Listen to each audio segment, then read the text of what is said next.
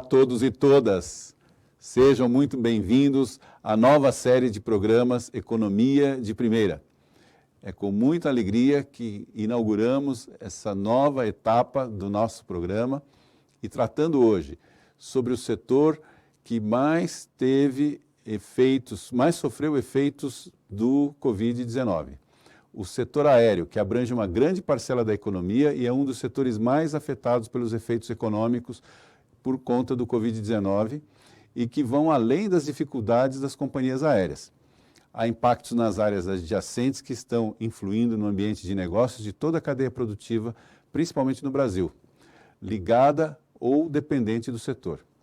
Engloba comissariados, serviços de solo, como atendimento técnico e manutenções de aeronaves, o comércio nos terminais, as agências de turismo, as empresas de alimentação e catering, transportes de carga, inclusive de perecíveis e de emergência, as redes hoteleiras e as atividades de eventos, sejam elas empresariais, culturais ou esportivos, como é o caso, por exemplo, do futebol sem torcedores e a protelação que houve das Olimpíadas em Tóquio.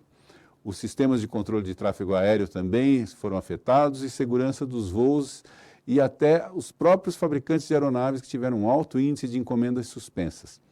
Além destas, há uma série de outras atividades relacionadas, como entretenimento, turismo urbano, mobilidade em solo e outros tantos. Em junho, 2 companhias aéreas anunciaram um acordo de code share, caso raro no setor para rotas domésticas. Especialistas até especulam sobre uma possível fusão entre elas no futuro. Será esse o caminho para a salvação das companhias aéreas? Qual a importância do setor para a economia? Como o setor poderia ou pode se reinventar? Quais as previsões para este setor? Este é o tema do nosso programa de hoje.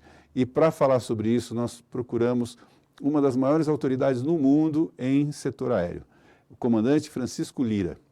Aviador e empreendedor brasileiro, há mais de 4 décadas atua no setor de aviação. Tem mais de 17 mil horas de voo acumuladas em aviões comerciais e privados. Preside o Museu Aeroespacial Asas de um Sonho, preside o IBA, Instituto Brasileiro de Aviação, que edita o Anuário Brasileiro de Aviação Civil e de Recursos Humanos. É CEO do GetGru, terminal de aviação executiva que existe lá no aeroporto de Guarulhos, recentemente inaugurado. É membro do Conselho Diretor do IBAS, International Brazil Air Show, evento bienal que objetiva reunir as cadeias produtivas do setor aeroespacial e de infraestrutura aeroportuária. Idealizador da Universidade do Ar, instituição dedicada a capacitar e formar os profissionais para a aviação civil.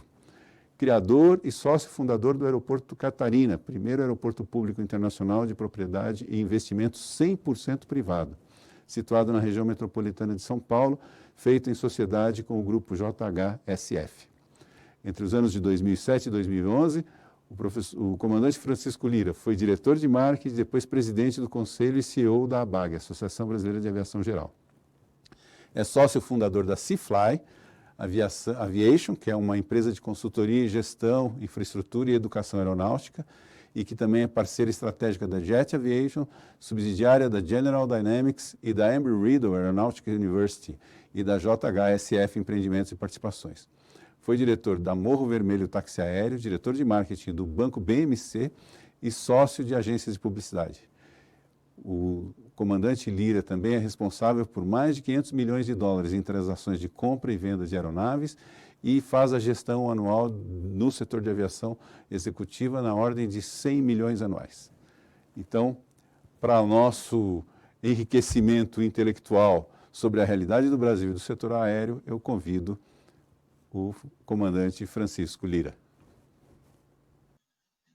Olá, boa noite. Eu sou Francisco Lira, presidente do Instituto Brasileiro de Aviação e tenho a honra de ter sido convidado hoje para compartilhar um pouquinho as minhas reflexões sobre a pandemia da Covid-19 e o impacto significativo que teve nas operações aéreas no mundo inteiro. E, particularmente no Brasil, é onde a gente também sente um impacto muito forte. Então, começando, nós temos aqui no Brasil um país de dimensão continental, com 5.650 municípios, dos quais, hoje em dia, talvez 50 ou 60 com serviços aéreos regulares, mas que já chegou a ter, no ano que eu nasci, 1959, portanto, há 60 anos atrás, um pouquinho mais, nós tínhamos 330 municípios naquela época, em que qualquer cidadão poderia comprar uma passagem aérea e viajar até um desses 330 municípios.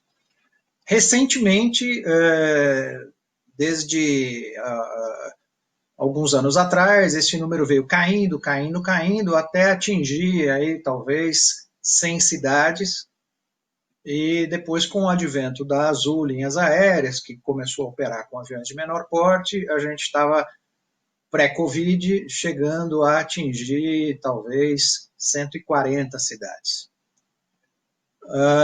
Depois da pandemia, o que nós tivemos? Nós tivemos uma brutal redução. A ANAC e as empresas aéreas combinaram de fazer uma malha aérea essencial que cobria todas as capitais e mais algumas, um total de 29 cidades. Agora, com a recuperação gradual e a retomada da atividade econômica, eu diria que nós já temos aí 50 a 60 cidades. Mas o que isso quer dizer? Mesmo no nível pré-pandemia, ou seja, até janeiro, fevereiro de 2020, nós éramos um país com 5.600 municípios, mais serviços aéreos para apenas 140. Dada a configuração geográfica, né, continental, e regiões do país que são inacessíveis, como, por exemplo, a Amazônia, isso é uma capilaridade extremamente baixa, o que torna o Brasil um país de mobilidade reduzida e de baixa conectividade. Como a gente sabe que a expansão da fronteira do desenvolvimento econômico se dá através da mobilidade do cidadão e especialmente do empresário.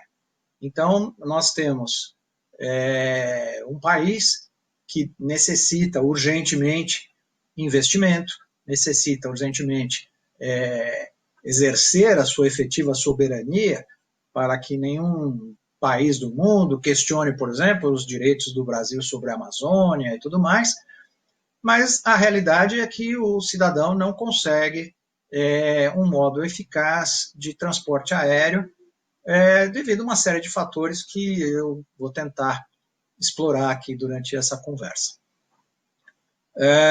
Como comparação, um país que tem uma área continental muito similar ao Brasil, que seria os Estados Unidos, né, que ele, em termos de área territorial contígua, o Brasil é maior que os Estados Unidos. Os Estados Unidos só é maior que o Brasil quando você incorpora Alasca e Havaí. Mas muito bem, os Estados Unidos têm mais de 600 cidades atendidas para um total de aproximadamente 6.000 condados, ou counties, como eles chamam lá. Ou seja, eles têm uma capilaridade da ordem de 10%. Nós, no melhor cenário, com 140 cidades, a gente chega aí a talvez 2% dos municípios brasileiros. Então, veja bem, nos Estados Unidos se consegue chegar a 10% dos municípios e aqui no Brasil a 2%.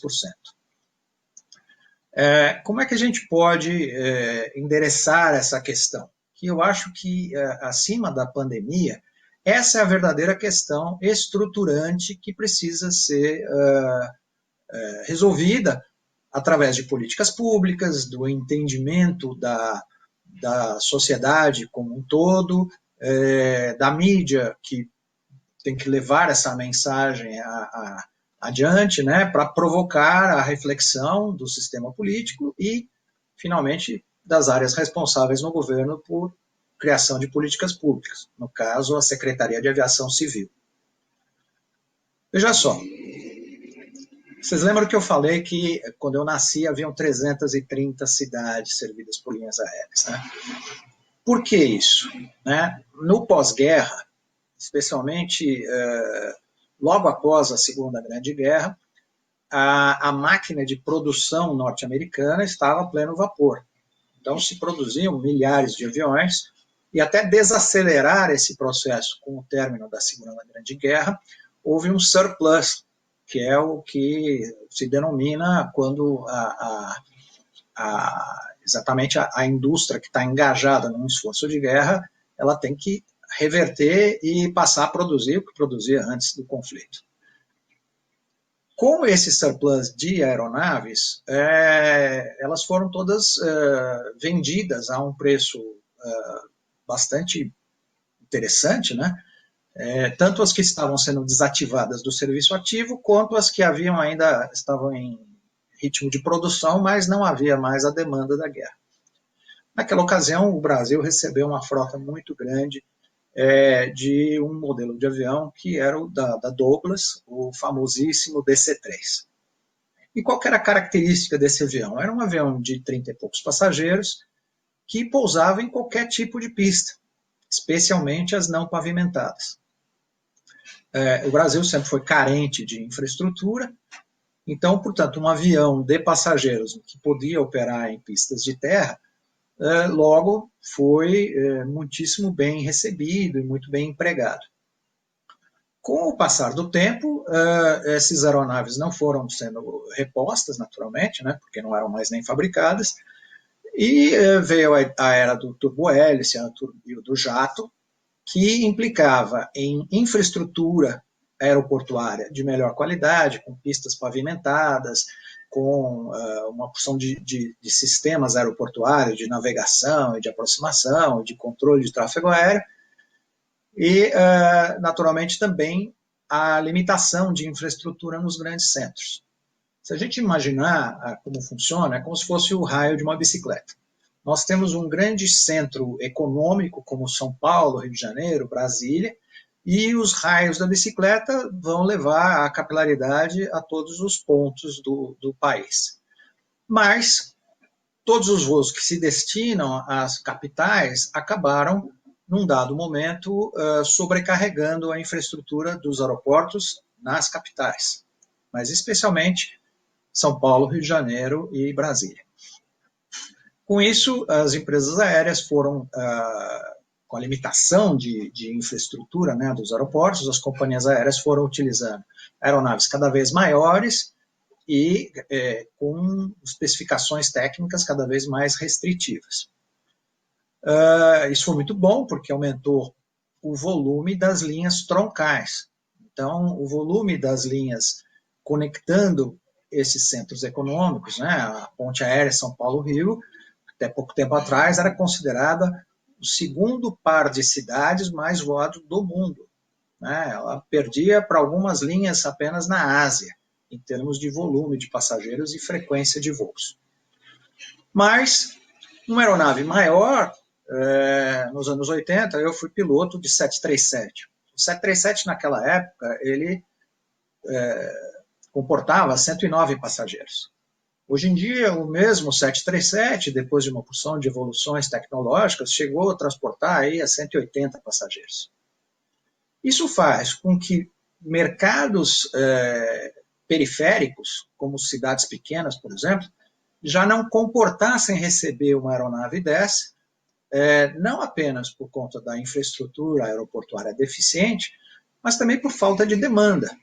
A gente sabe que aí um avião precisa aí talvez 70% até 80% de ocupação de passageiros para atingir o break-even. Então, naturalmente, uma aeronave de 30 passageiros, com 20 passageiros, mas dá para se afirmar que a aeronave está atingindo o break-even. Já um avião de 180, você tem que ter mais de 120, 130 passageiros para dar break-even. Isso acabou marginalizando uma série de cidades que não tinham demanda suficiente. Até os anos 80, funcionou no Brasil um sistema de aviação regional que era baseado numa premissa de subsídios cruzados.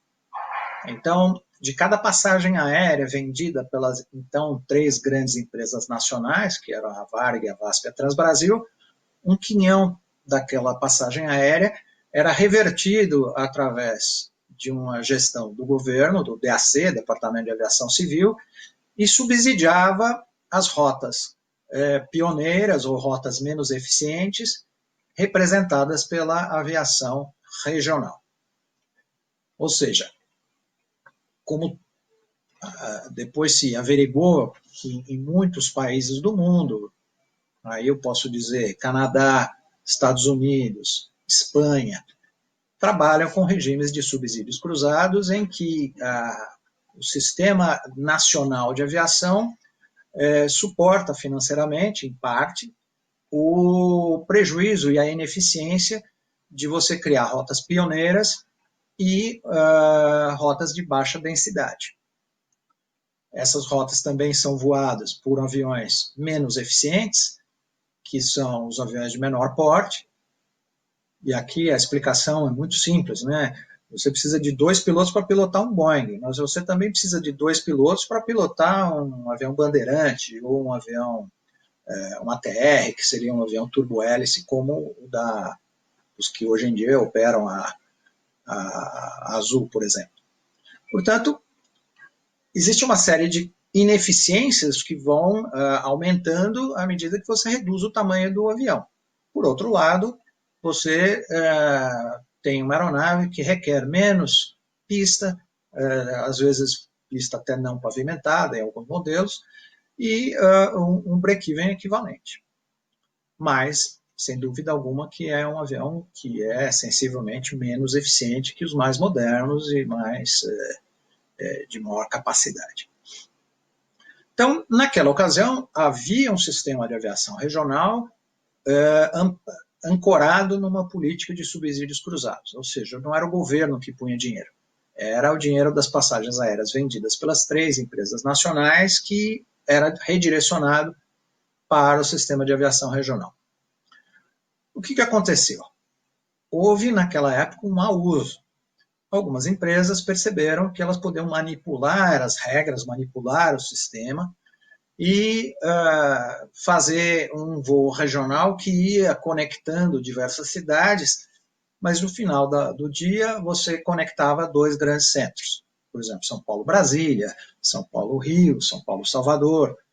Mas ele era uma sequência de voos regionais subsidiados, o que provocou um incômodo muito grande nas outras 3 empresas que estavam pagando e subsidiando os concorrentes. Na ocasião, houve um movimento muito forte dessas 3 empresas para eliminar o sistema de subsídio cruzado, porque eles estavam apontando o mau uso do sistema e favorecendo concorrentes que, no fundo, tinham a expectativa de trabalhar no mercado nacional. Apenas a conexão de diversos voos regionais estavam fazendo o mesmo efeito, fazendo São Paulo-Fortaleza com diversas escalas no caminho. Só que cada escala era considerada um voo regional. Muito bem. O governo, naquela ocasião, em vez de coibir ou punir a malandragem, decidiu por acabar com o sistema. Isso, depois de um certo tempo, provocou a falência de dezenas de empresas regionais que, sem aquela ajuda, já não conseguiam se sustentar. Ou outras empresas que desenvolviam rotas pioneiras, por exemplo, houve uma empresa chamada Pantanal, que desenvolveu a rota entre São Paulo e Porto Seguro. E ela começou com voos em aviões de 12 lugares, com 19 lugares, como o Bandeirante, depois foi evoluindo para o Brasília e depois para o ATR, e foi cevando e criando aquele mercado, até um dia que as grandes empresas colocaram Boeing e Airbus em cima daquele voo, e, naturalmente, quem não preferiria ir num belo Boeing ou num Airbus num tempo muito menor do que ficar num turbo-hélice, que é mais ruidoso e uma velocidade bem menor e tal.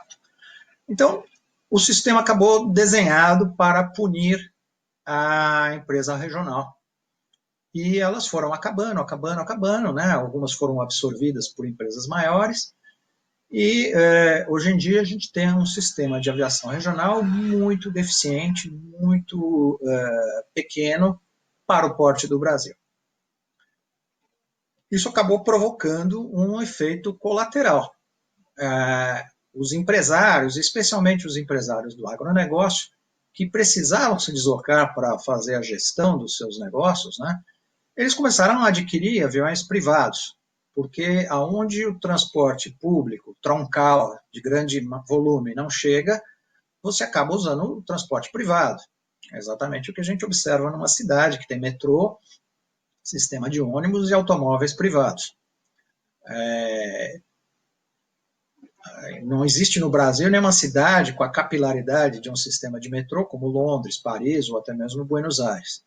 Então, muitas vezes a pessoa acaba não conseguindo se servir do sistema público de transporte muito mais barato, muito mais eficiente, simplesmente porque ele não conecta os pontos que ele precisa. Então, ele vai precisar fazer uma baldeação até o metrô, e daí embarcar no metrô e depois fazer outra baldeação por ônibus, táxis ou qualquer outro modal para chegar ao seu destino. Então, acaba tornando, em termos de gestão de tempo, muito ineficiente.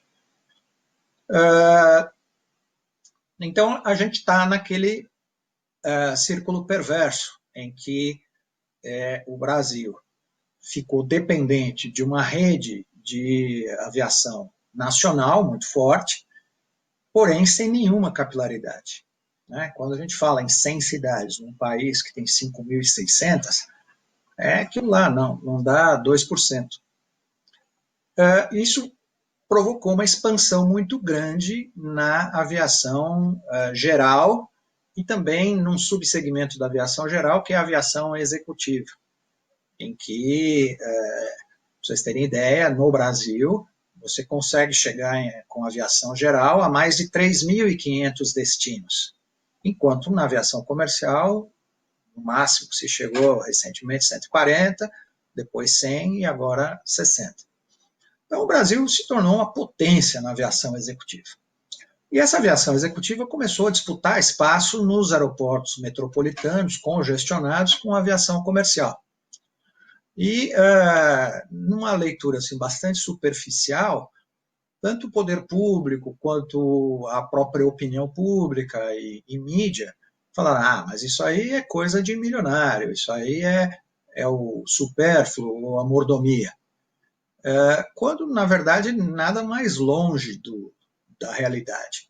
O empresário que acaba tendo que adquirir a sua aeronave, ele está fazendo porque, se ele não chegar, ele não consegue fazer gestão, ele não consegue, por exemplo, no agronegócio, levar veterinários, ou levar agrimensores, ou levar tecnologia para desenvolvimento do agronegócio, levar times de auditoria, de gestão e assim por diante.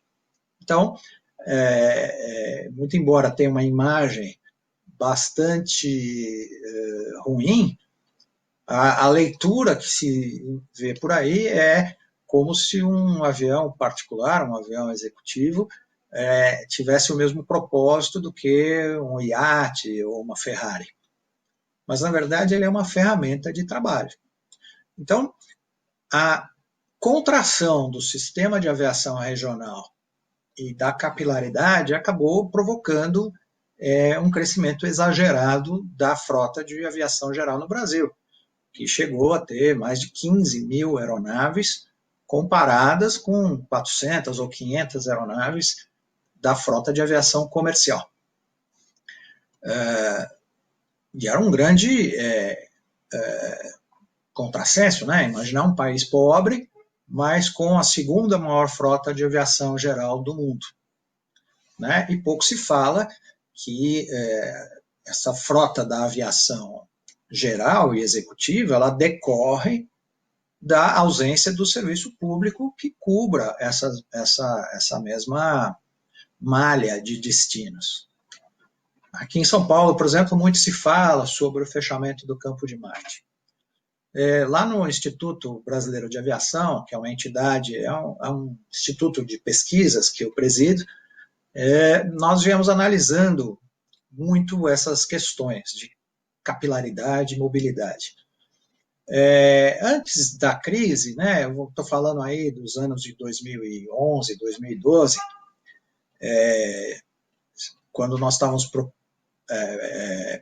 produzindo as primeiras edições desse anuário, nós averiguamos que o Campo de Marte era o terceiro ou quarto aeroporto de maior movimento do Brasil, superando até de muitas capitais, com 133 mil movimentos.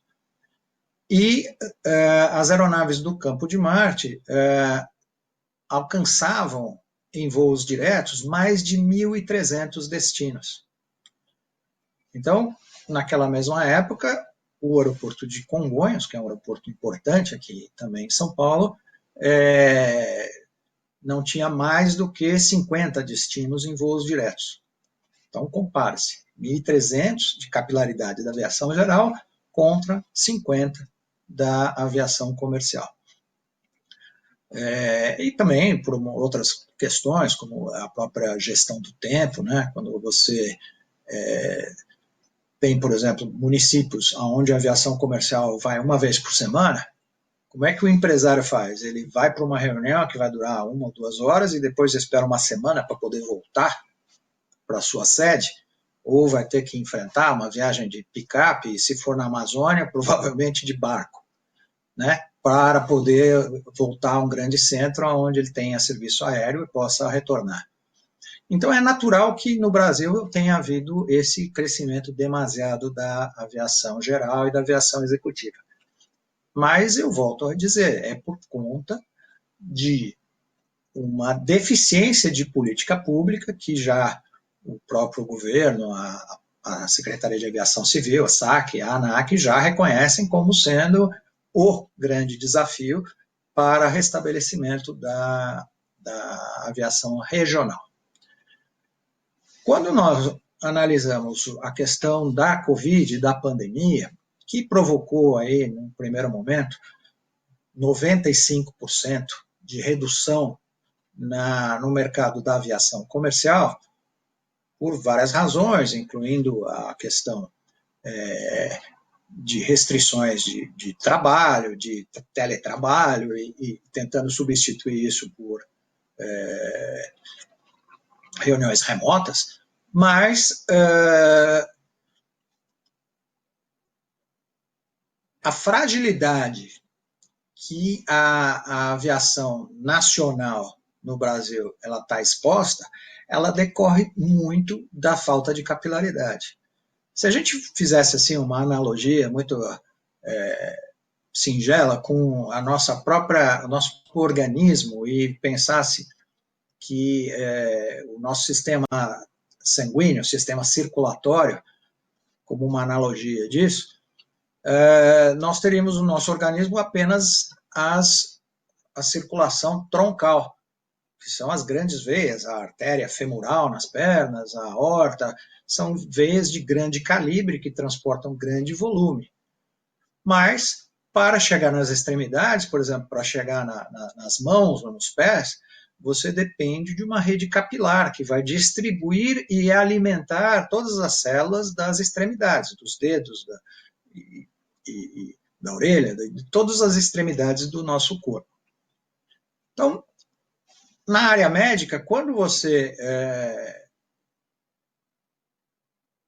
passa por uma circunstância em que você perde a irrigação sanguínea nas extremidades, o que ocorre? Ocorre a gangrena, né? Tanto em eventos, por exemplo, desses exploradores que vão ao polo ou vão ao Everest e começam a ter problemas circulatórios, e começa a haver um fenômeno, né, da medicina, que é a falta de irrigação e a consequente perda dos membros.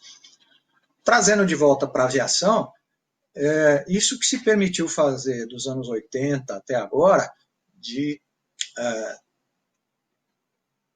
tirar todas as condições da aviação regional subsistir, a gente provocou uma espécie de gangrena econômica em pequenos municípios, onde o transporte aéreo não chega. Nós sabemos que para uma atividade econômica especulativa, por exemplo, quem aplica em bolsa, quem aplica em títulos, você só precisa de um computador, um telefone e internet. Né? Então, o investidor especulativo, ele pode estar em Londres, em Nova York ou em qualquer local e ele consegue aplicar os seus recursos de uma forma muito eficiente e também fazer mecanismos de stop loss, onde ele pode interromper um mau investimento e resgatar aquele dinheiro e redirecionar para outra direção, para outro propósito. Já o investimento produtivo direto, o famoso FDI, o Foreign Direct Investment, ou qualquer investimento produtivo, né, dificilmente ocorre pela internet. Ele requer do seu decisor, do principal executivo que vai tomar a decisão sobre se aquele investimento vai existir ou não, ele tem que fazer uma due diligence, uma diligência, e até por respeito aos seus acionistas, aos seus shareholders, ele vai diversas vezes presencialmente para avaliar onde é que vai se comprar o terreno para erguer uma fábrica, onde é que vai se comprar uma fazenda, onde é que vai aquele dinheiro. Aí ele vai contratar projeto, ele vai contratar, às vezes, escavação, fundações e erguimento de uma infraestrutura. Se ele tomar uma decisão equivocada, o stop loss dele é quase que nenhum. Por quê? Porque como ele vai resgatar o dinheiro aplicado em projeto, o dinheiro aplicado em terraplenagem, em fundações? Não dá. Então, esse é um tipo de investimento que requer visita presencial. Da mesma forma, redes de varejo, tanto na área de bancos como na área de farmácias, qualquer atividade de varejo de larga escala, você tem que mandar times de gestão, contadores, auditores, especialistas, técnicos de TI. Se a gente depender da malha regular comercial hoje, eu só posso ter filiais em 100 cidades. Mas a gente sabe que o Brasil tem 5.600. Então você vê, por exemplo, redes de bancos, todos têm aviação executiva, para suprir uma carência causada pela inexistência da aviação regional. Então, qual é o meu ponto? Eu acho que a pandemia ela evidenciou um problema que já existia e não existia há pouco tempo, existia há pelo menos 20 anos, quando foi revogado o antigo sistema de subsídios cruzados. Muita gente questiona que aquele sistema não era perfeito, que ele não era, como se diz, eficiente, ou que ele tinha uma porção de defeitos. O problema é que ele foi extinto e nada entrou no lugar. A questão de 2, 3 anos atrás, eu tive a oportunidade de participar de uma série de workshops internacionais fomentados pela ANAC, onde se convidou autoridades de diversos países, como os Estados Unidos, o Canadá, a Espanha e outros, que vieram trazer a experiência deles. E, basicamente, todos eles relatavam, olha, a aviação regional sim, menos eficiente, ela depende de subsídio e precisa haver um sistema que gerencie esse subsídio, porque, obviamente, você não vai subsidiar eternamente, e depois, se a linha tiver aquela conexão entre dois pares de cidades, um par de cidades, se ela for muito bem, chega um ponto que o subsídio passa a ser desnecessário. Então, em alguns países existe um comitê gestor que vai analisando quais linhas que devem ser subsidiadas e quais podem ser reduzidos o subsídio ou até eliminado e tudo mais. Eu já há algum tempo defendo que nós vivemos hoje num mundo onde existem algoritmos computadorizados que conseguem tomar uma série de decisões, uma vez que a gente os alimente com as premissas da onde a gente quer chegar. Então, um dos desafios que eu proponho aqui nesse programa hoje é que exatamente essas empresas que se dedicam à elaboração de algoritmos comecem a se preocupar como fazer para criar um sistema, um algoritmo que sugira rotas e faça uma dosimetria do tipo de subsídio que aquela rota deve receber ou não, e à medida que a dinâmica do tráfego aéreo vai acontecendo, aquela rota pode ser menos subsidiada, ou assim por diante. Por quê? A linha que hoje eu vejo sendo praticada pelo governo é falar, vamos criar infraestrutura, vamos construir mais aeroportos. Né? Até no governo Dilma havia uma proposta aí de construir 270 aeroportos regionais. Mas será que isso resolveria o problema? Quais são as características? Para que aeronave nós vamos projetar essas pistas? Vai ser para receber um Boeing, em que vai ter que ser uma pista mais longa, com uma resistência de pavimento maior, ou para receber um ATR, ou mesmo os novos aviões que os fabricantes estão desenvolvendo para estimular o mercado de aviação regional. Então, criar esse tipo de solução baseada apenas no viés da infraestrutura resolve uma pequena parte da equação. Eu acho que precisamos, sim, pensar no modelo de gestão da aviação regional, como e se vão haver subsídios e como esses subsídios vai ser distribuído. Quais são as linhas que nós queremos fomentar, e aí existem decisões políticas, decisões econômicas. Nós queremos fazer chegar transporte aéreo em tal região, porque é uma região que congrega um número de municípios que estão desassistidos, o passageiro hoje tem que andar por vias terrestres mais de 200, 300 quilômetros para chegar num aeroporto. E aí, uma vez que se estabeleçam essas premissas, definir um modelo matemático e um algoritmo que seja a implantação prática de um sistema de gestão da aviação regional. Com isso, a gente vai tornar todo o sistema de transporte aéreo, inclusive o nacional, muito mais resiliente, né, nacional e internacional, porque ele vai ter uma rede de captação e uma rede de irrigação muito mais ampla. Né? Se a gente voltar ao exemplo, né, de organismos, né, a via aérea é quase que um cordão umbilical que alimenta e nutre a atividade econômica. Muitos anos atrás, eu lembro que Carajás era uma cidade, nem era uma cidade, ainda era uma vila criada pela Vale do Rio Doce para exploração mineral. E a Vale, naquela ocasião, pagava para que uma vez por semana um Boeing da VASP, no voo entre São Paulo e Belém, fizesse uma escala em Carajás. Com o passar do tempo, essa conexão aérea foi se transformando num vetor de desenvolvimento econômico que acabou desenvolvendo a Carajás e se tornou uma vila, uma cidade com atividade econômica permanente. E hoje em dia existem até voos comerciais a Carajás. Por quê? Porque a atividade econômica levou a isso. Então, saindo um pouco do tema até da palestra de hoje, que é analisar o impacto brutal que foi a Covid na aviação, por que esse impacto foi tão grande?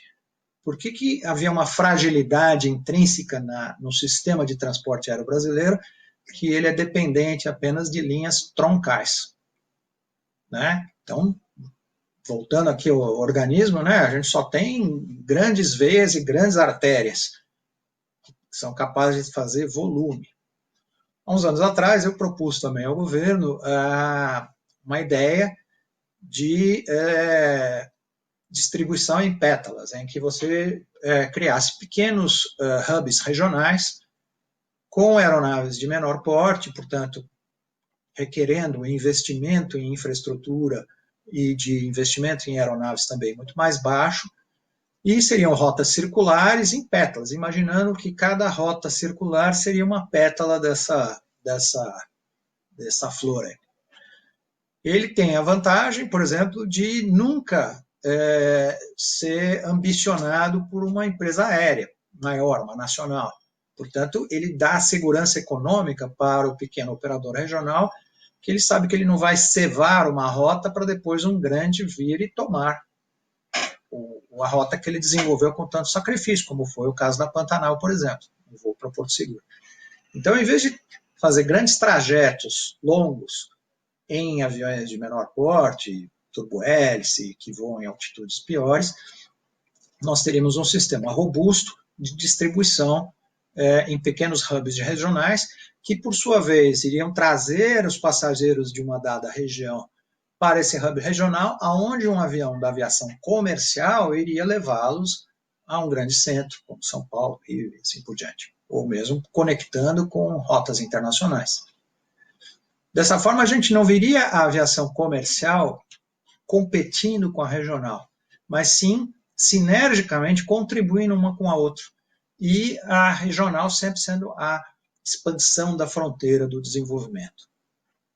Os militares têm aqui no Brasil uma percepção muito grande do que é exercício de soberania, né? É ocupar todas as regiões, né?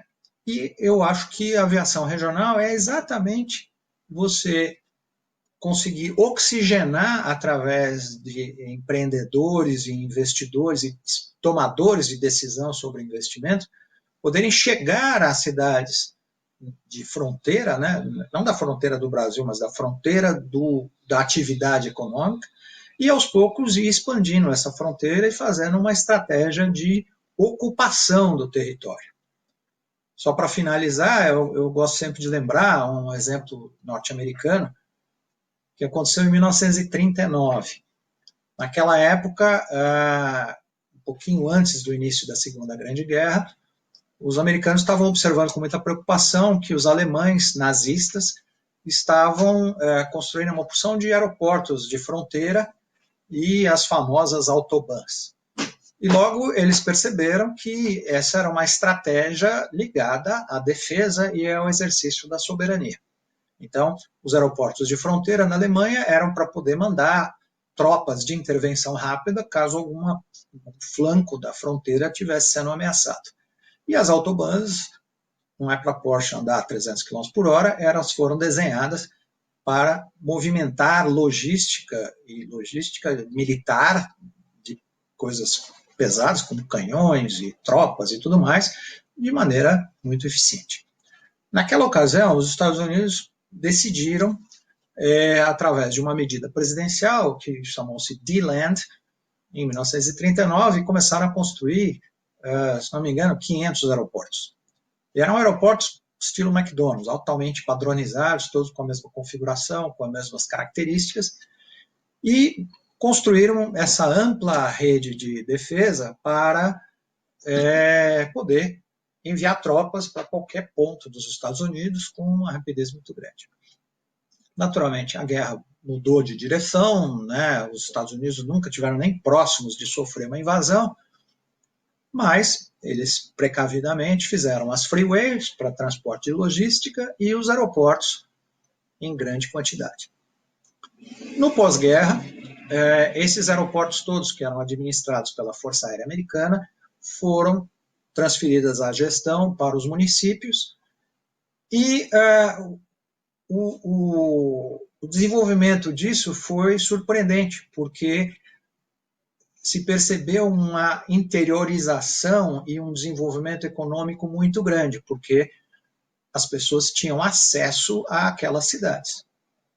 Um aeroporto famoso que é originário desse programa é o aeroporto de Chicago O'Hare. Chicago O'Hare foi um desses aeroportos que começou com essa semente, baseado numa estratégia de defesa de fronteiras, de construir esses aeroportos por todos os Estados Unidos. Então, construir infraestrutura, sim, é uma necessidade, mas requer muito capital e muitas vezes capital que não existe.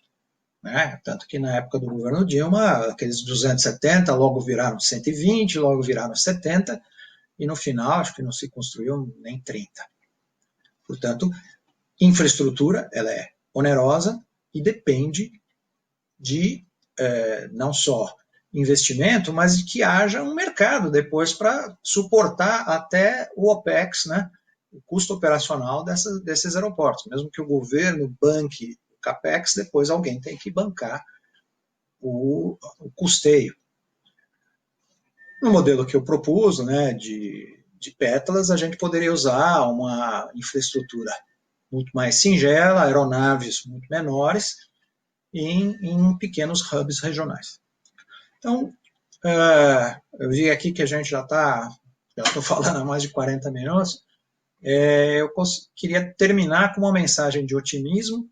Eu vejo que recentemente chegaram notícias que na China a atividade, não só econômica, mas a atividade aérea já retomou aos níveis da pré-Covid. Ou seja, não é o grande meteoro que caiu e provocou extinção em massa.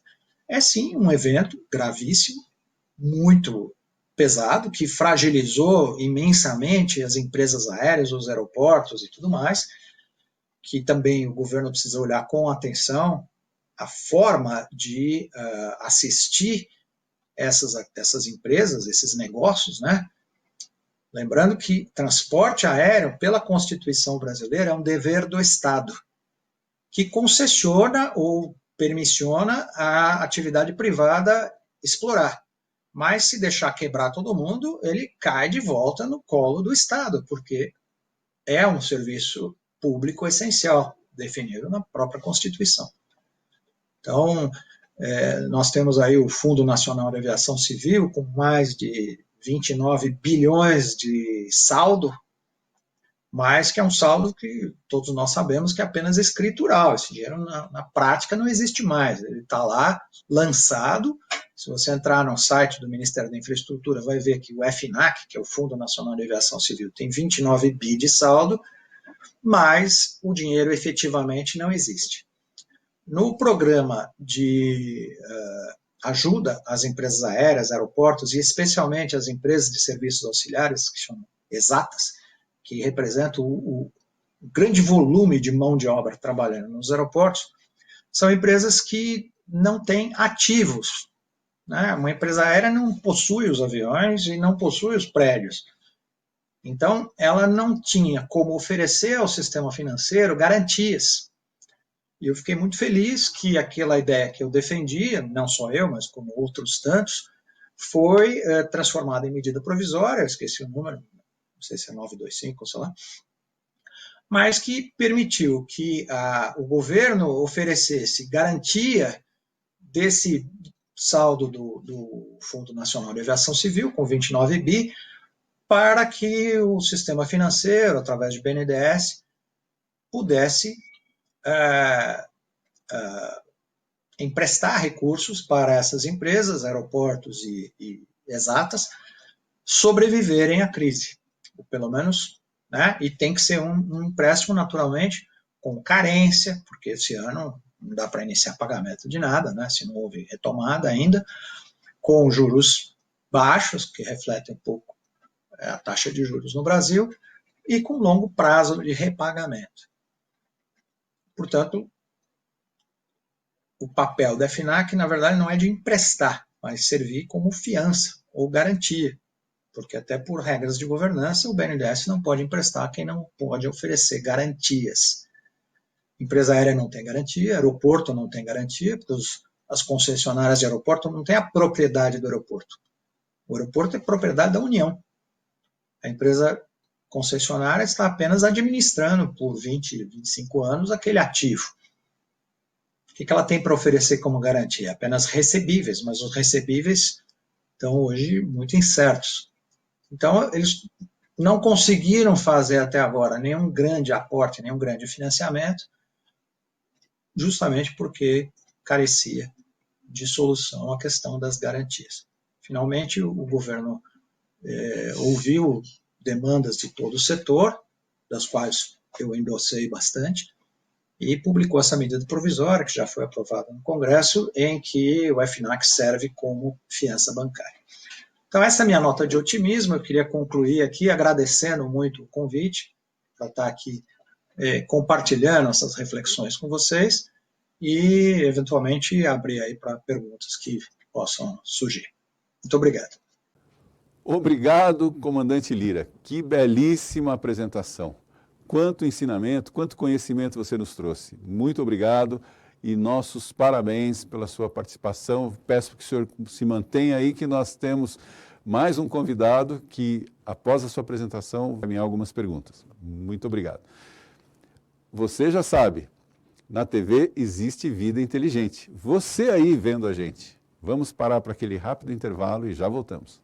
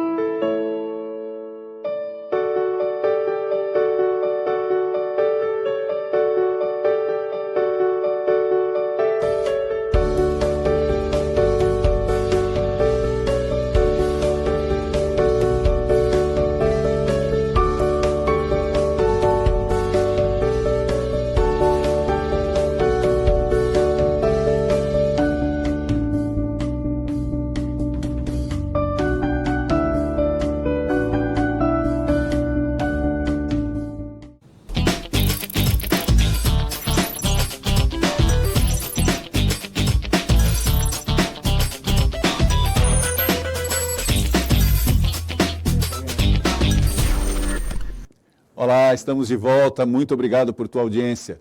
Lembre-se sempre que nós não esquecemos que na TV existe vida inteligente, que é você aí vendo a gente, prestigiando o nosso trabalho, prestigiando o nosso programa. Muito obrigado. Na sequência do programa de hoje, nós vamos chamar então o Francisco Carlos Garcia Gélamo. 2 Franciscos, vejam só que maravilha. Sócio da Franciele Tour Viagens, empresa dedicada a organizar viagens corporativas, e viagens também de entretenimento, né? O Francisco Gélamo é graduado em Administração de Empresas, tem MBA em Comunicação Empresarial, foi professor universitário de disciplinas de marketing, cursou também competências profissionais, emocionais e tecnológicas para tempos de mudança na PUC do Rio Grande do Sul. Com vocês, para falar sobre o setor aéreo e o seu impacto no turismo, o professor Francisco Gélamo. Olá, professor Daniel Boit, obrigado pela generosidade do convite, estar aqui no programa Economia de Primeira, dando as nossas impressões, o nosso comentário em relação a esse momento que estamos convivendo, né, uma pandemia, e isso nos pega, de certa forma, numa situação bastante inusitada, até então jamais vista, em especial ao setor turismo, onde só vive da mobilidade, né? Não há como ter turismo sem mobilidade. E, justamente, a mobilidade ela teve que ser restrita, ela teve que ser, de certa forma, repensada para que vidas pudessem ser salvas. Então, vidas em primeiro lugar, e, de certa maneira, a necessidade de, então, se repensar, se ter um novo momento dos negócios, né, dos business no mundo inteiro.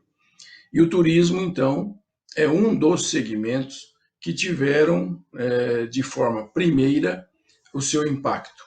Isso faz com que tenhamos uma cadeia de pessoas, uma cadeia de empresas, uma cadeia de países que se depararam com uma situação que não se tinha essa dimensão de uma pandemia, de um vírus que inicia de uma maneira muito particular, mas que ela veio crescendo, ela veio dizimando pessoas, vidas, e quando se depara com uma situação dessa, não há como você repensar.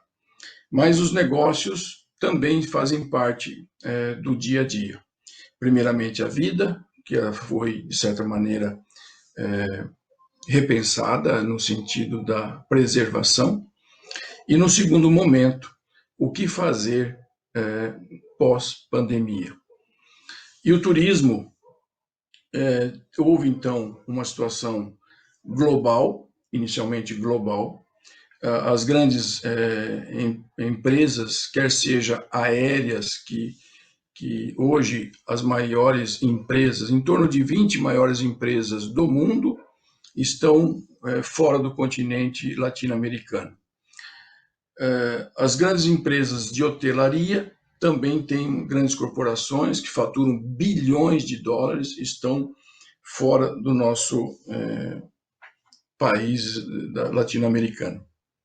Mas, de certa maneira, o turismo ele vem, nos últimos anos, já vinha passando por algumas situações um pouco atípicas, né?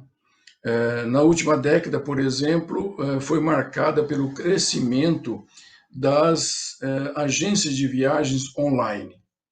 No mundo inteiro, optou-se muitas vezes por esse tipo de relacionamento. E elas cresceram de forma substancial, vertiginosa, onde o turismo era negociado, muitas vezes, via online. Você não tinha necessidade de ir até uma agência física para obter, para conquistar o seu desejo de viagem.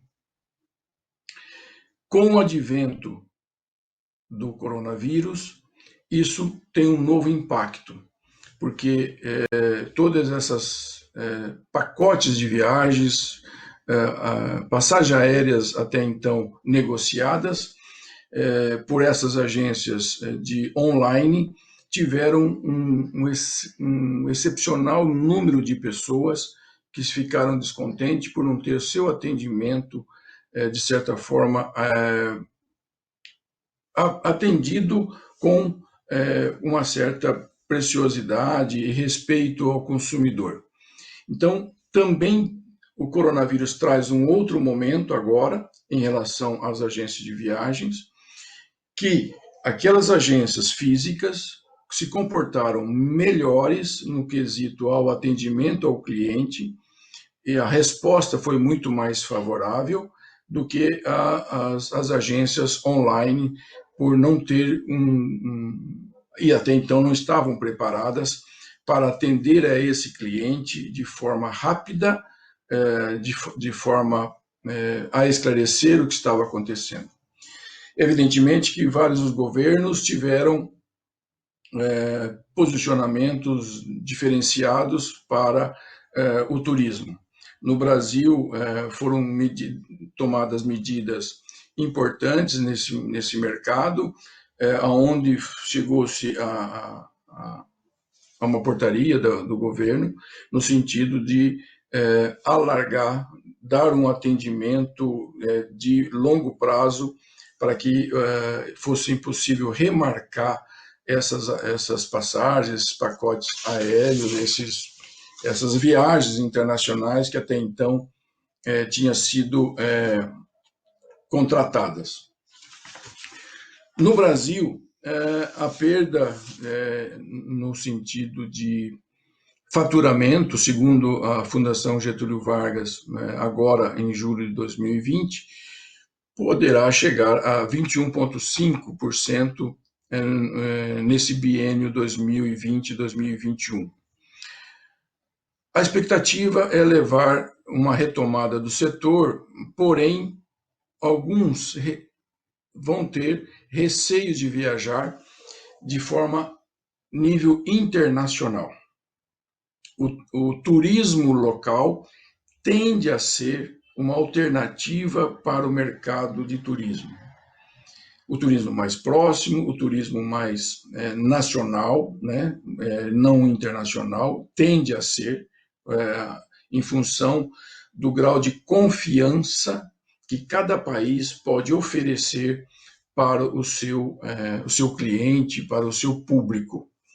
A tendência, então, é buscar para as agências de viagens nichos de mercado ou alternativas de mercado, como o setor de turismo de negócio, o setor de turismo religioso, turismo esportivo. Essas regiões, esses locais, esses públicos tendem a reagir mais rapidamente do que os demais setores do turismo. É bom salientar que no Brasil nós temos um PIB ainda relativamente baixo dentro da importância do turismo.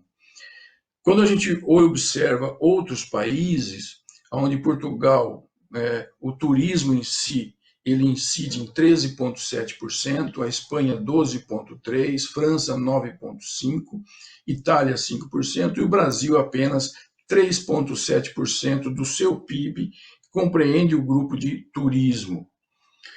Esses países que tiverem, né, o grau de informação a levar ao seu público, quer seja nacional ou internacional, o grau de confiança de que pós-pandemia está resolvido ou, de certa forma, esclarecido quanto à segurança para esse público, tende a ser, então, um mote para ser vendido para o seu público. Quando a gente fala em percentual, em número de participação do PIB, nós não podemos esquecer também que, números internacionais, você tem países onde chega a 32% do PIB, né, o fator turismo, que é o caso das Maldivas, Caribe e também Bahamas, tem um número expressivo e dependente do turismo. Então, nós temos países que dependem desse público para fomentar, para injetar dinheiro nesses países. Então, é uma situação preocupante, é uma situação que leva todos em busca de alternativas, de novas maneiras de se vender o turismo, porque ele é um produto que tem condições de agilizar a recuperação de um país, a recuperação de uma região, e no nosso caso, muito mais uma região, né, porque nós temos regiões que são muito mais fáceis de buscar essa recuperação. Nordeste pode ter alguma dificuldade, porque ele tem um fluxo de turista internacional bastante expressivo, e outras regiões podem até se beneficiar com a possibilidade do turismo local ou intraestadual, que vai fomentar, que vai gerar essa expectativa. Eu tenho conversado com alguns colegas de agências de viagem de outros estados, ainda não tem um consenso, ainda não há uma situação muito clara a esse respeito. Mas é evidente que é um novo momento, é uma nova fase, é uma nova situação que tem que ser pensada, que tem que ser analisada. De certa maneira, o governo brasileiro está também muito preocupado com essa situação, tem gerado algumas estudo e análise para fomentar o turismo, não tem faltado recursos disponíveis para as agências, mas não podemos também omitir de que muitas agências fecharam, agências físicas, fecharam seus estabelecimentos. Nós mesmo, da Franciele Tour, que tem base em Curitiba, não nos sentimos felizes por termos conquistado os clientes que oriundos de agências que fecharam. Não é bom, não é salutar, não é prazeroso você receber clientes porque você tem o contato e recebe a informação de que ele está vindo para você porque a outra agência fechou. Então, isso, o crescimento nosso não nos favorece, não nos deixa prazeroso. Mas, infelizmente, acontece de agências de viagens terem fechado, agências com 20 anos, com 15 anos de atividade, tiveram os encerramentos das suas empresas. Mas isso também mostra que há uma certa dificuldade de formar um colchão, quer seja financeiro, estar preparado para as surpresas que a economia pode nos proporcionar, e essa é uma das situações. Realmente aconteceu algo inusitado, que não se aguardava, não estava se esperando jamais uma crise dessa, porque sempre se deparamos, e aí estudamos isso em faculdades, de que você tem ciclos econômicos, né? De depressão econômica, de recessão econômica, de quer seja algum outro tipo de motivo. Isso muitas vezes é possível você provocar uma análise e se preparar para a crise. Mas nesta não. Nessa nós não tivemos um preparo, não nessa dimensão, não nessa circunstância, não nessa palavra pandemia, né? Eu, com os meus 60 anos, a pandemia fazia parte do meu léxico, mas não vivi essa pandemia. Até então não tinha vivido este momento. E aconteceu. E isso mostra que nós temos que também, economicamente, né? E aí felicito ao programa, né, Economia de Primeira, é saber como ressurgir, como ter um novo momento após uma crise dessa tão séria que nos acometeu em tão curto espaço de tempo. Em tão curto espaço de tempo. É um momento jamais visto. Então, o que nós estamos propondo é observar as atividades corporativas. Nós somos uma agência que tem atividades focada no corporativo. Sabemos que as empresas também se repensaram, estão em busca de novos métodos de contato, e um desses métodos de contato passou a ser a videoconferência, muitas vezes até muito mais no sentido de resultado muito bom. Então, às vezes, o contato físico tende a diminuir as visitas entre empresas, né, entre pessoas da empresa, mas os eventos corporativos dos mais módulos, dos mais variados modelos, eles vão acontecer. Somos latinos, nós somos participante da necessidade do contato físico, do congraçamento e lançamento de produto. Isso não deve ser esquecido ou então deixado como uma fase que passou. Não, ele vai acontecer, o evento corporativo voltará a ser expressivo, até porque ele faz parte, dentro do complexo turismo, ele é parte integrante de um volume expressivo dos hotelaria, dos restaurantes, das empresas aéreas, dos transfer, dos ônibus, da contratação de pessoas. Então, os eventos corporativos, eles são muito fortes e certamente vão demandar um certo tempo até recuperar a confiança de que nada coloque em risco os seus colaboradores. Mas ele volta talvez num modelo um pouco mais lento, mas ele volta. O que os hotéis, o que as companhias aéreas certamente estão tomando suas providências é no sentido de vender a palavra confiança.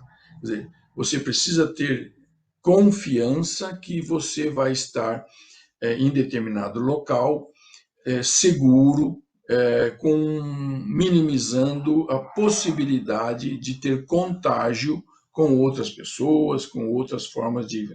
Vamos conviver com o Covid doravante, certamente ele não será eliminado no mundo, como não tem eliminação de outros vírus, de outras maneiras, de outras doenças. Sarampo foi e voltou, você tem outros tipos de de contágio de vírus, de doenças que estão aí. Nós desejamos que a vacina se faça presente e nos dê segurança. Então, o maior número de pessoas vacinadas volta à normalidade, repensa o seu trabalho e vai fazer com que tenhamos um novo ciclo de progresso pela frente, de continuidade.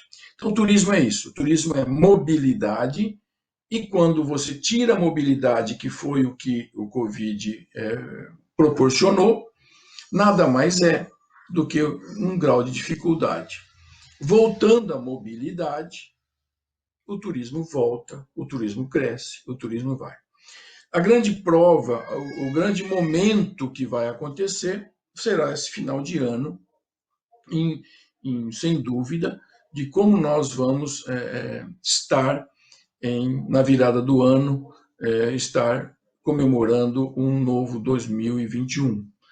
Então, fica certamente um momento importante para o turismo, foi um baque expressivo, foi um momento em que chegou a 90% em queda nas vendas, tanto em passagens aéreas, hotelaria, atividades econômicas das agências de viagens. Foi um baque muito acentuado e difícil, né?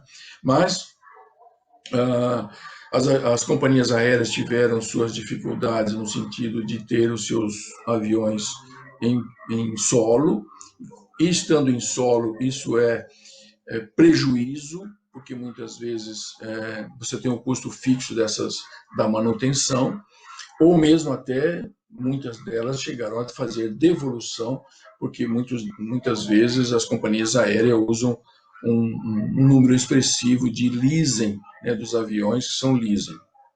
Então, em várias vertentes, em várias pontas, houve prejuízo, houve assim situação inusitada, dificuldade expressivas, mas que a gente tem uma visão de continuidade, de retomada, de novas buscas de mercados, e nós vamos buscar esse mercado. A Franciele Tour vai continuar em busca dos seus clientes, do corporativo, fazendo essa gestão que nós fazemos, a um custo bastante baixo, e buscar novos mercados, novos clientes, novas vertentes, como eu disse, buscar grupos de turismo religioso, grupos de eventos esportivos, e aí você, dentro do esportivo, você tem vários nichos de mercado, buscar esse público, buscar novas alternativas, se repensar, buscar meios de você estar ativo, atento e em progresso contínuo e se refazendo a todo momento. O mercado ele é volátil, ele tem aí uma situação que merece uma atenção, e nós sairemos dessa de uma maneira diferente do que entramos. Não tenho a menor dúvida disso, porque nos possibilita um novo olhar. Ela estava aí, você deveria ter feito algo que não fez, quer seja no sentido de reestruturação das empresas, quer seja buscar um colchão financeiro, alguma coisa deixou de ser feita. E quando a crise vem, é que você vai repensar, é que você vai reestruturar o seu projeto, o seu trabalho. É isso, vamos fazer um novo momento, criar, acontecer, revisar, pensar, planejar, ação, revisão, planejamento, ação, revisão. Não tem por onde passar. Aconteceu, coronavírus jamais será esquecido, porque, infelizmente, vidas se foram, a economia do país também teve um baque violento, mas, como disse no começo, o importante é respeitar a vida, buscar a proteção à vida, porque isso não tem preço. As consequências é que temos que depois, que feita a proteção à vida, feito a maneira pela qual nós devemos preservá-las, é que chegará o momento de que nós temos que repensar a economia. Então, economia de primeira, que é o objetivo do programa, é repensar, é analisar, é construir um novo momento. Tudo para que a gente possa dar emprego, dar oportunidades, e como nós dizemos lá na Franciele Tour, nós queremos levar ao seu sonho, e estamos lá para isso. Quero agradecer, finalizar a direção do programa, do professor Daniel, pela oportunidade concedida e de me expressar aqui para vocês. E dizer da minha satisfação, um grande abraço também ao comandante Lira, pela brilhante oportunidade de também expor seus comentários, ok? Um abraço a todos, até breve, e que Deus nos proteja e que tenhamos, a todos nós, uma família em harmonia, uma família que goze de saúde plena, para que tenhamos, então, condições de também, na medida do possível de todos, ter um turismo, ter a oportunidade de viajar, quer seja um local perto ou longe, tudo mediante a possibilidade do seu sonho, e que você seja feliz hoje e sempre. Um abraço e até breve.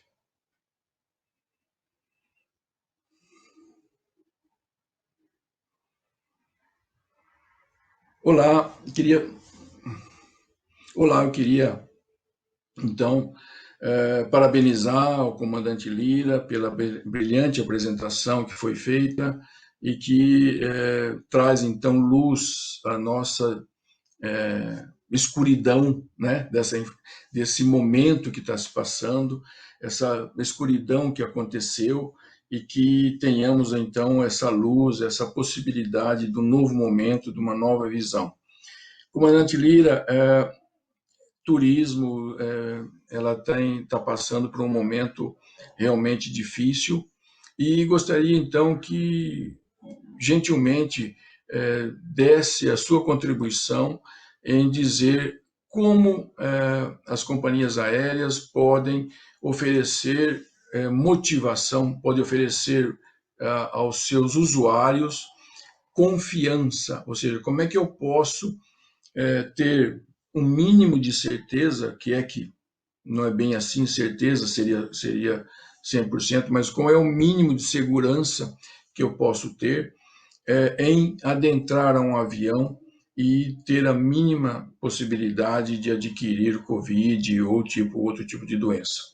Então, essa é a minha indagação que eu faço, no sentido de o que as companhias aéreas podem oferecer como segurança, porque as pessoas que adentram a um avião, elas usam um veículo, um meio de ir e chegar a outro ponto. Mas entre eu sair e chegar a um outro ponto, eu estou convivendo ao meu lado com pessoas que eventualmente eu desconheça. Então, como que as companhias aéreas podem dar essa contribuição no sentido de vender confiança, ok? Um abraço, comandante. Um abraço, felicidades. Então, excelente pergunta. Eu acho que todo o setor de turismo foi duramente impactado pela Covid, né? E agora que a gente começa a experimentar os primeiros momentos de reativação da atividade, eu queria comentar um pouquinho sobre o que é o sistema de filtragem de ar de uma aeronave comercial. Vocês se lembram, né? Talvez o pessoal da minha geração vai se lembrar que se fumava muito nos aviões, né? E muitos deles, pelo menos metade da aeronave, era permitido o fumo. E isso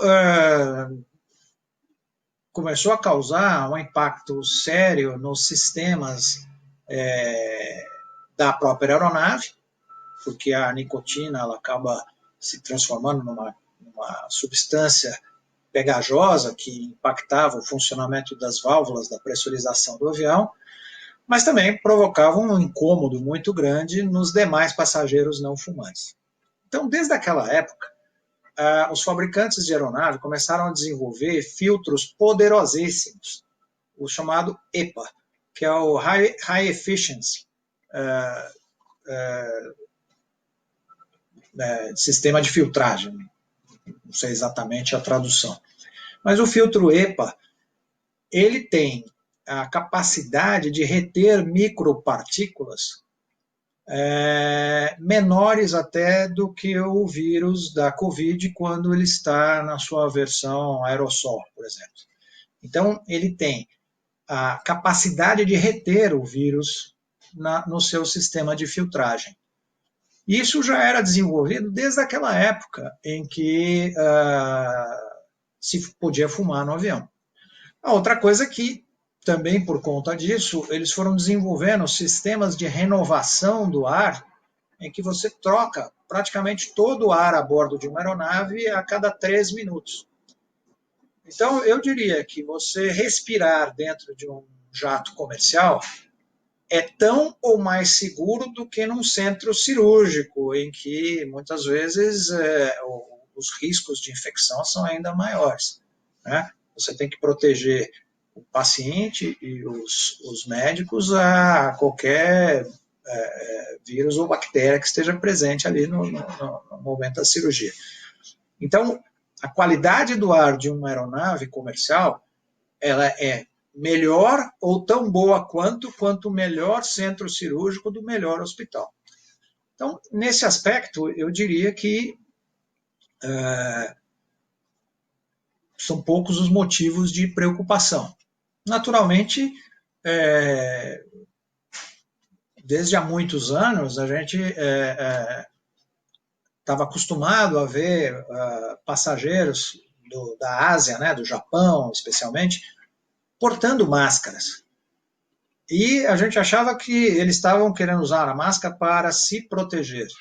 E, na verdade, hoje, com todo esse conhecimento que a pandemia nos trouxe, a gente sabe que a gente usa a máscara para proteger os outros.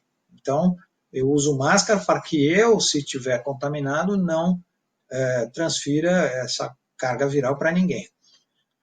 Então, eu diria que se todos estiverem de máscara durante o voo, num ambiente altamente estéril, como é o ar de uma cabine de avião, esse risco percebido pelo usuário leigo, ele, na verdade, não é real. Então, compete às autoridades da aeronáutica, às empresas aéreas, aos aeroportos, fazer esse processo de educação, de dizer, olha, não é que nós queremos ganhar dinheiro e você pode voar conosco.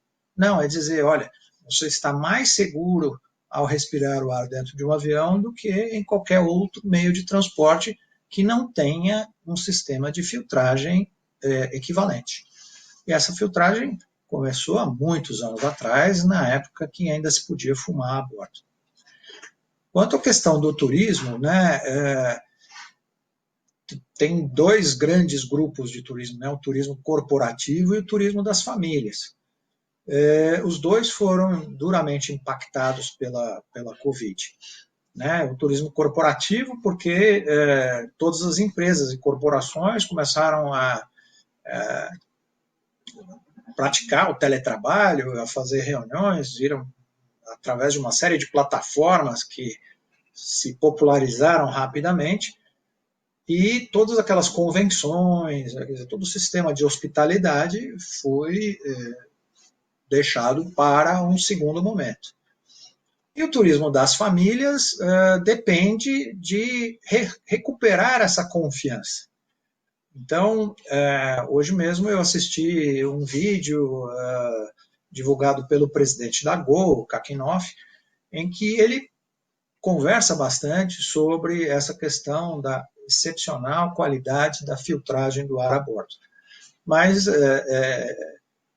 isso tem que chegar ao grande público, isso tem que chegar a formar um consenso de que não há esse risco exagerado, né?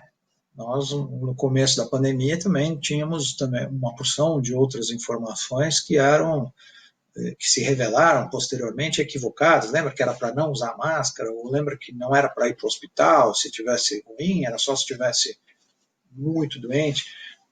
Essas informações foram aperfeiçoadas, foram melhoradas, e hoje em dia a gente sabe que não é bem assim. Então, eu acho que é um grande desafio de comunicação para poder restaurar a confiança no transporte aéreo, porque ele efetivamente é um meio muito seguro. E já não é de hoje, há muitos anos que ele é. Professor Francisco Gélamo, que brilhante apresentação. Quanto esclarecimento a respeito do setor do turismo você nos trouxe. E mais, palavras de esperança para todos os brasileiros com relação às possibilidades de voltarmos a viajar com a frequência e com a liberdade de antes. Muito obrigado. E também parabéns, professor Lira, aí, pela sua excelente resposta ao professor Gélamo. Nós vamos agora para o segundo intervalo e voltamos daqui a pouquinho. Fique aí, nos aguarde. Afinal, na TV existe vida inteligente. Você aí, vendo a gente.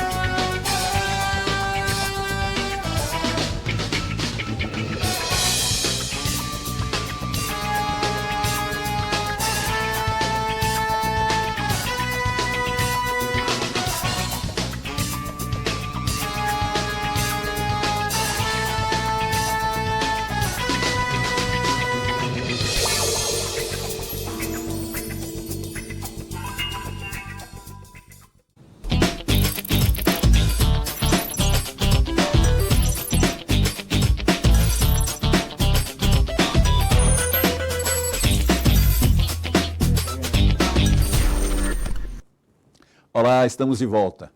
E neste bloco, eu gostaria de prestar aqui uma homenagem a esse ícone da aviação no Paraná, que é o nosso amigo João Carlos Boscardin, conhecido como Mini.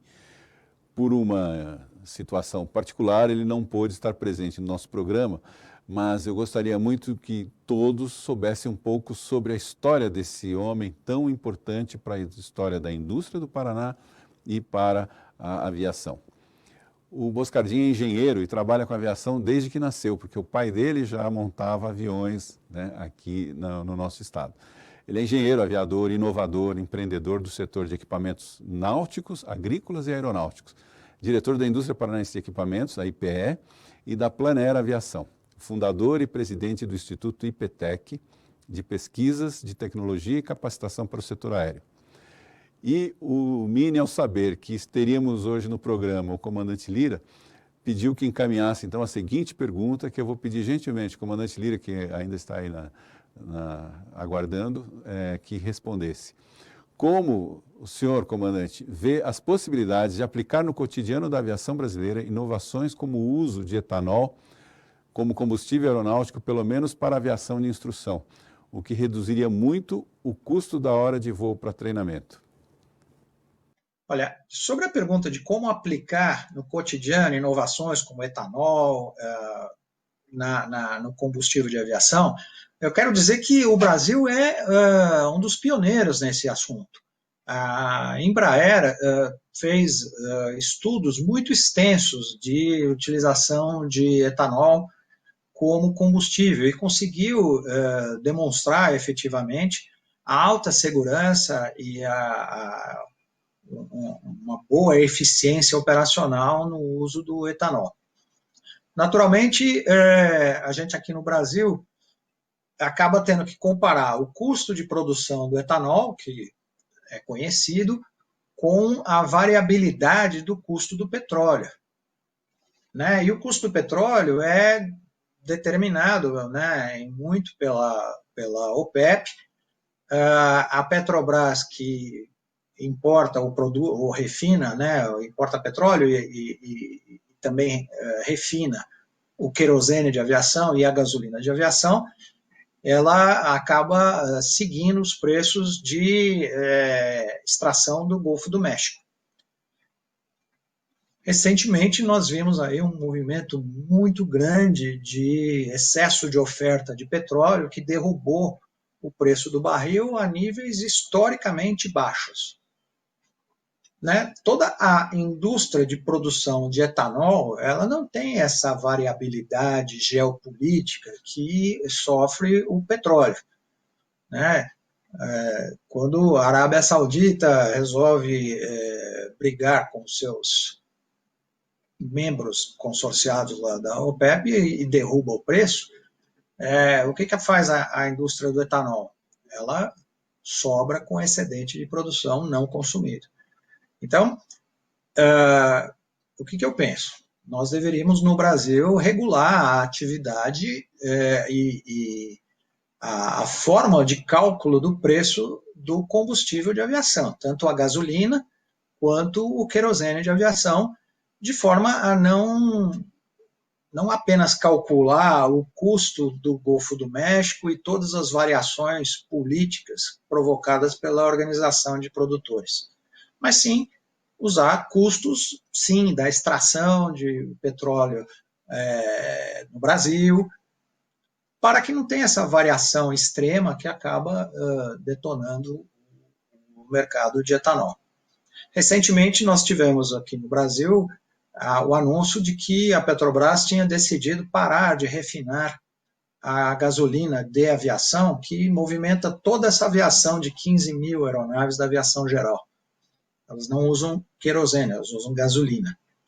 E, por ocasião de uma manutenção na refinaria que produzia essa gasolina de aviação, a Petrobras parou e ficou mais de 2 anos sem voltar a produzir a gasolina de aviação no Brasil.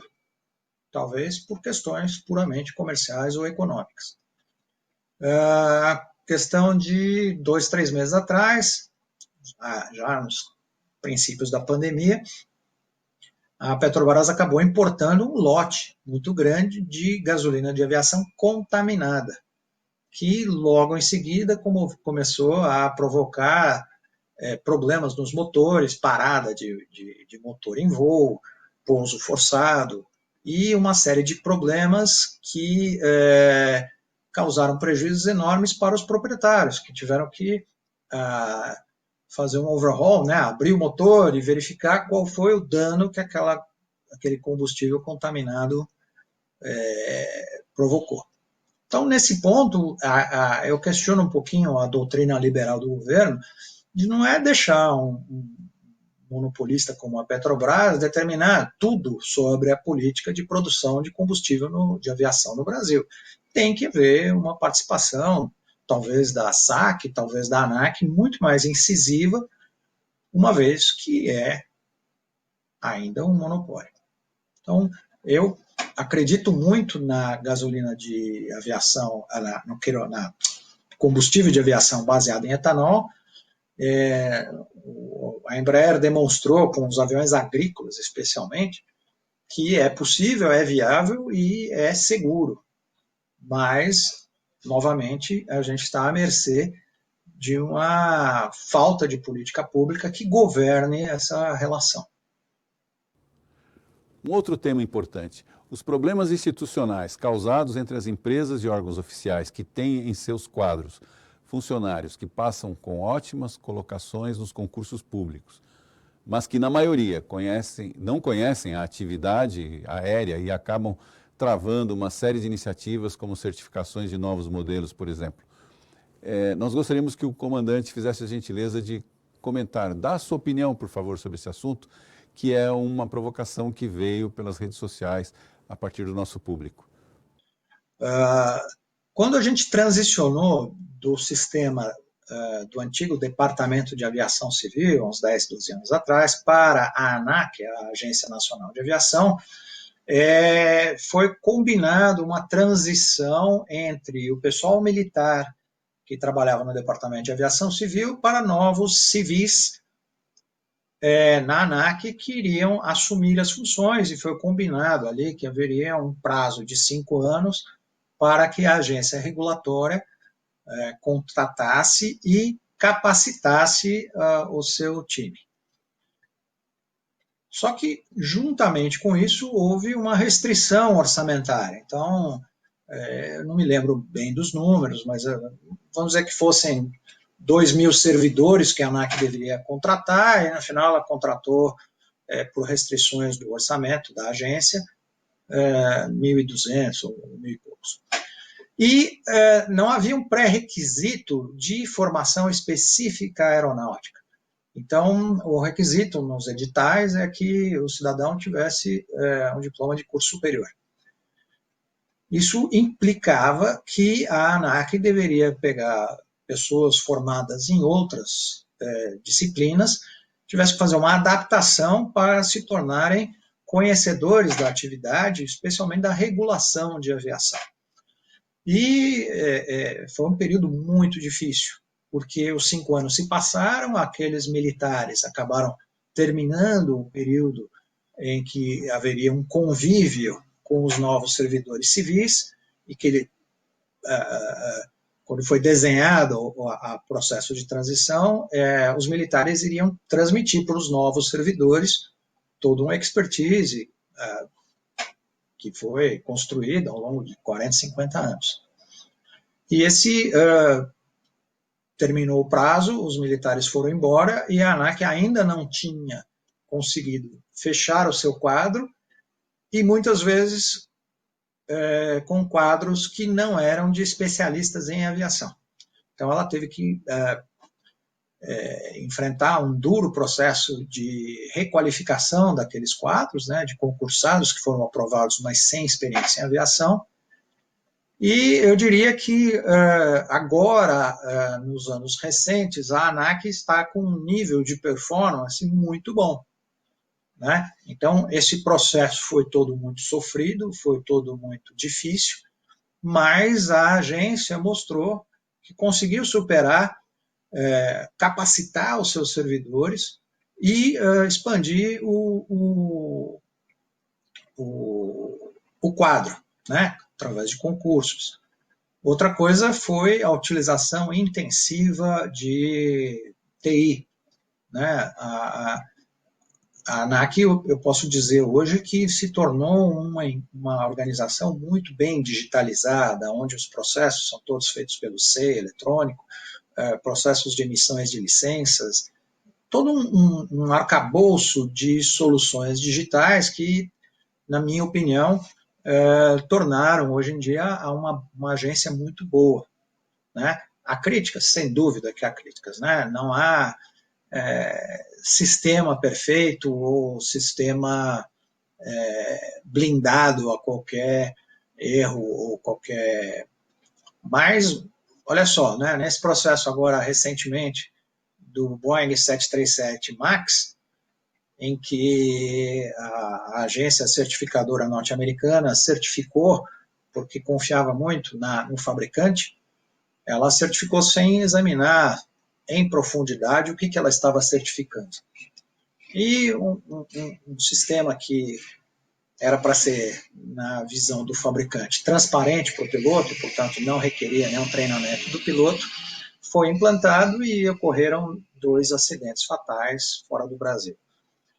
A ANAC, como uma das 5 certificadoras aí do mundo, foi a primeira agência no mundo antes dos acidentes, ter identificado que havia sim uma modificação importante no design da aeronave e no comportamento dos sistemas, e passou a exigir que houvesse o treinamento apropriado. Então, por exemplo, a empresa aérea Gol, que operou aí uma frota de 737 MAX, teve que treinar os seus pilotos, enquanto no resto do mundo nenhuma agência certificadora exigiu isso, nem mesmo a FAA e nem a da Europa, por exemplo. Então, eu arrisco a dizer, né, aqui eu estou especulando, mas os pilotos brasileiros estavam muito mais informados sobre as novas características de design do avião e de software e tudo mais, do que, infelizmente, os pilotos de outros países, especialmente dos que sofreram os acidentes, que não tinham a menor noção do que era que o sistema estava reagindo. Portanto, eles não sabiam como responder àquela emergência e houveram os acidentes. Hoje em dia, o FAA chegou à conclusão que a ANAC tinha chegado há 2 anos atrás, de que tem que, sim, retreinar, tem que aperfeiçoar o software e tudo mais. Então, a ANAC é uma agência de alta qualidade hoje em dia, né? Com todas as ressalvas que podemos ter de problemas pontuais, mas, no geral, eu acredito que houve, sim, uma evolução e se trata de uma agência regulatória de primeiro mundo.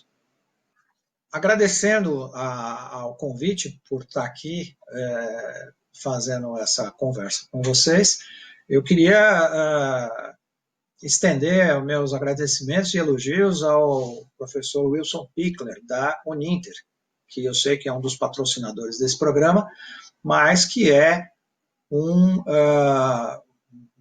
ícone do sistema educacional brasileiro, que também tem avião e tem um interesse muito grande pela atividade de aviação. Então, meus cumprimentos ao meu amigo e agradeço ao prestígio de ter sido convidado. Obrigado, um abraço, boa noite. Comandante Lira, muitíssimo obrigado pelas suas magníficas contribuições com o nosso programa. Muita gratidão pelo seu empenho, pelo seu conhecimento e principalmente pela sua generosidade em nos atender e brindar ao nosso público com tanto conhecimento e esclarecendo e trazendo curiosidades interessantíssimas sobre o setor aéreo, que exerce um fascínio especial sobre todos nós. Muito obrigado. Você que aí está nos assistindo, também a nossa gratidão pela sua audiência. Afinal, você sabe que na TV existe vida inteligente. Você aí vendo a gente. O programa Economia de Primeira, que vai ao ar estreando a toda segunda-feira, também está disponível no YouTube. Procure-nos. Você certamente enriquecerá mais ainda os seus conhecimentos. Muito obrigado e até o próximo.